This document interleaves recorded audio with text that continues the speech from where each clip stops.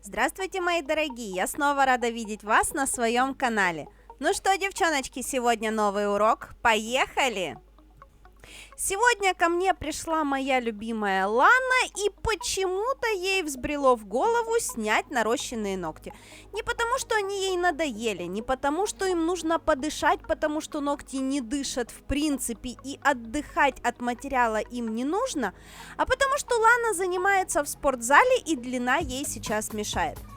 Поэтому, записываясь ко мне на процедуру, она сказала, что она ногти будет снимать. Время на эту процедуру я ей оставила совсем немного, всего лишь час.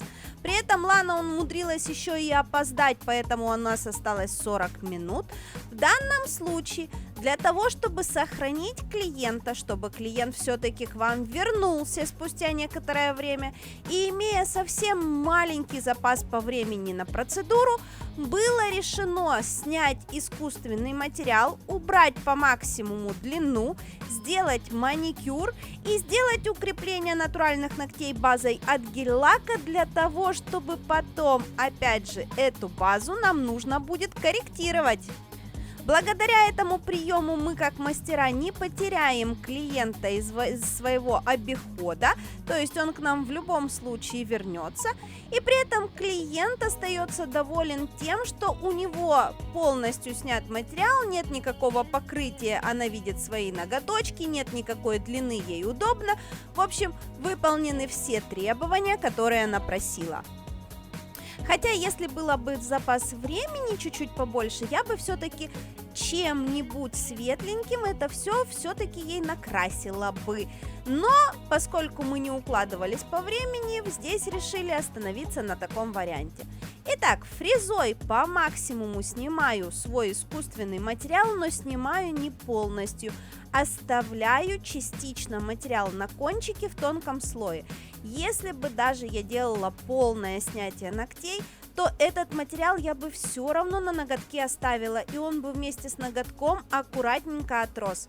Это бы защитило мои кончики ногтей от сломов, и не было такого бы яркого перепада, что вот материал был, ногти казались такие толстые, плотные, а потом материал сняли, и ногти смотрятся тряпочками. Они не то что становятся тряпочками, просто по сравнению с теми ногтями, которые были укреплены материалом, свои натуральные ногти кажутся, как будто их просто нет. Далее пилочкой придаем форму свободному краю, убираем в первую очередь все уголочки, которые у нас остались. Всегда больше всего в реальной жизни мешают именно уголки ногтей на форме квадрата. Поэтому, если клиенту хочется по максимуму отдохнуть, уберите все мешающие части, оставьте максимально круглую форму, клиент насладится этим мероприятием и вернется к вам уже с новыми силами.